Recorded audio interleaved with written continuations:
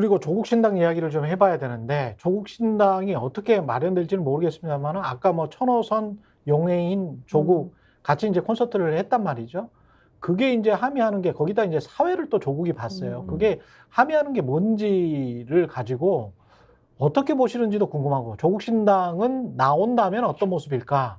그리고 처음부터 정책적인 면, 가치적인 면을 지금 추구하면서 나왔단 말이지. 이거는 이준석 신당이랄지 이낙연 신당이랄지 어떻게 보면 이제 정치공학적인 면, 권력투쟁적인 면하고는 조금 차별화가 돼 있는 거예요. 그러면 어떻게 민주당과 포지셔닝이 될까?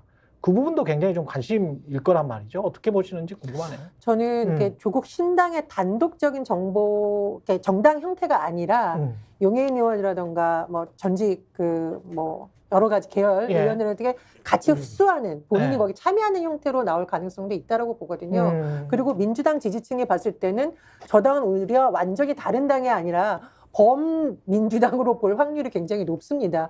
지금 조국 전 장관이 그쪽 사회만 본 게 아니라요.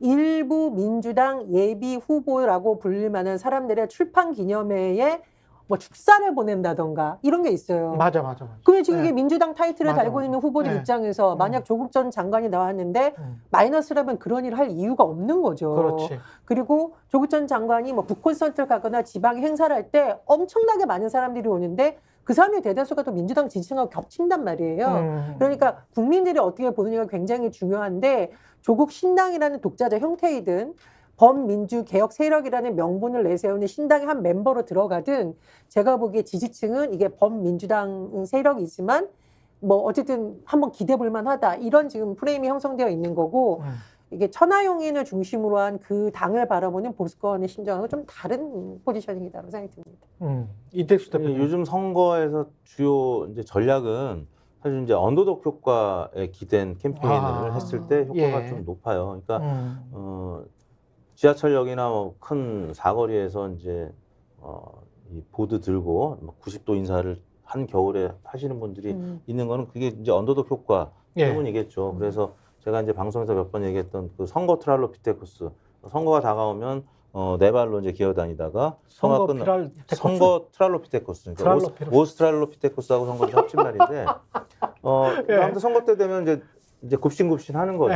근데 이게 효과가 있어요. 근데 이제 조국 전 장관 같은 경우는 이제 언더독 효과가 확실히 있죠. 왜냐하면 그동안에 조국 전 장관 수사를 한참 할 때는 국민들이 이제 몰랐다가 이제 지나고 보니까 다른 사람들하고 봤을 때 비교했을 때 너무 과도했다는 이제 이런 생각들을 많은 국민들이 이제 하기 시작했단 말이에요. 그러면 측은지심에 의한 어떤 돕고자 하는 그러니까 표심이 이게 돈줄 내자라는 것처럼 이제 표줄 내자 뭐 이런 아마 심리가 있을 수 있어요. 그래서 이준석 신당보다는 조국 신당이 민주당의 준연동형 비례대표로 가게 되면 이제 비례대표 의석을 받을 수 있는 어떤 비이클로서의 역할을 지금으로서는 훨씬 가능성이 크고 그 그릇도 저는 클 거라고 봅니다. 그런 차원에서는 조국 신당이 만약에 당을 만들면 저는 이준석 신당보다는 더 파괴력이 좀 있을 것 같고 민주당하고 또 협력하면서 또 이제 뭐 지금 다당제로 원래 가려고 했던 그 법의 취지 이런 거하고도 좀 맞을 수 있기 때문에 저는 뭐 당이 이제 만들어질지 모르겠습니다만 만들어지면은 이준석 신당보다는 더 조금 큰 비이클이 되지 않겠냐 이렇게 생각합니다. 호남 민심이 굉장히 중요할 것 같은데 호남 민심이 지금 말씀하신 언더독이랄지 소수자, 약자 그러나 좀 측은지심이 가는 쪽 이쪽으로 굉장히 많이 몰려왔었거든요. 그렇죠. 그런 측면에서 이낙연 신당보다는 아마 조국 신당이 호남 사람들의 민심을 훨씬 더 사로잡을 가능성 혹시 그런 데이터나 이런 건 있습니까? 제가 지금 정확하게 기억은 안 나는데 말씀하신 대로 호남 민심은 늘 그래왔습니다. 늘 그래왔어요. 소수에 대한 그렇죠. 관심과 또 뭐 동정 그리고 실제 표를 주는 그런 선거의 역사를 계속 보여왔기 때문에 이낙연 신당보다는 조국 신당에 표를 줄 가능성이 저는 분명히 있다고 보고요. 또 호남 출신들이 또 수도권에 뭐 충청에 많이 계시기 때문에 다른 지역에서도 좀 큰 그런 영향을 좀 미칠 거라고 보기 때문에 저는 이준석 신당보다는 더 주목을 해야 된다. 물론 이제 과정이나 어떤 실제 결과물을 봐야 되겠지만 실제 만약에 여러 가지 뭐 개혁 성향의 인물들끼리 당을 만든다면 그리고 조국 전 장관이 아무튼 참여하는 것만으로도 막 대표를 안 맡더라도 그렇죠. 참여하는 것만으로도 아무튼 조국 신당의 색채를 가질 것이기 때문에 저는 어느 정도의 파괴력은 가져갈 수 있는 신당이라고 봅니다. 호남 지역에서 오히려 이낙연 신당에 대한 그런 뭐 지지라든가 이런 것들은 여론조사상 최근에 나온 것들을 종합해 보면 별로 그렇게 크게 확인되는 것 같지 않아요. 그러니까. 여론 그렇게 좋지 예. 않은 것 같고 그렇죠. 지금 이제 이른바 이제 뭐 조국 신당이냐 또는 아까 말씀드린 기본소득당 그룹이라고 제가 표현했습니다만은 용해인 의원 중심으로 해서 요 그룹에 이제 조국 전 장관이 참여하는 거냐 요게 이제 최근에 이제 흐름이잖아요. 조금 더 개혁적으로 보이는. 그렇죠. 예.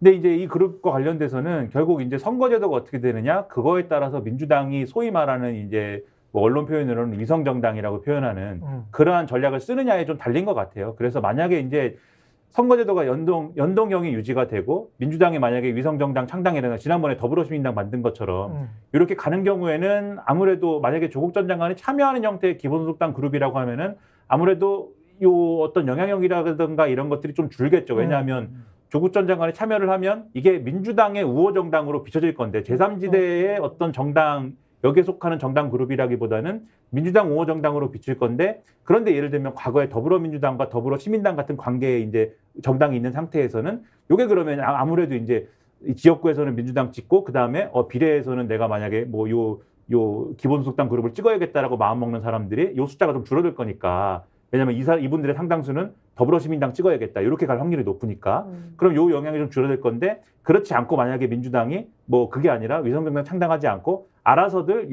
이 비례정당과 관련해서 찍으세요라고 하면 상당히 파괴력이 큰 정당이 그러면 되겠죠. 그래서 그렇게 되는 거냐를 한번 봐야 될 것 같고 그게 아니라 이제 연동형으로 유지가 안 되고 최근에 좀 뭐 논란이 있긴 하지만 병립형으로 돌아간다. 그러면 이제 계산이 좀 복잡해질 것 같아요. 그러면 이제 다른 어떤 제3지대 신당에 속하는 그러한 정당들이 창당을 어떤 형태로 하느냐 이런 분야에 따라서 성적이 많이 달라질 것 같은데 그럼에도 민주당에 어쨌든 좀 가까운 정당으로 이렇게 판별될 확률이 높아서 그거에 따라서 좀 성적이 달라진다 이렇게 봐야 될 것 같고 전반적으로 이제 이게 결과적으로는 어쨌든 요 조국 전 장관의 참여에 따라서 민주당이 갖고 가는 성적이나 이런 것도 달라질 것으로 아마 요 민주당 내 전략가들은 좀 볼 것 같아요. 왜냐하면은 만약에 조국 전 장관이 총선에서 모습을 드러내지 않으면은 이제 소위 말하는 국민의힘의 한동훈 비대위원장이 얘기하는 주제 중에 하나가 이제 없어지는 거잖아요. 조국 전 장관과 관련된 주제가 그 얘기를 못 하게 되는 걸 텐데 이 야당 욕을 아까 엄청나게 많이 할 거라고 이제 말씀드렸는데 공격 축구 해야 되니까 세 골 네 골을 먹혀도.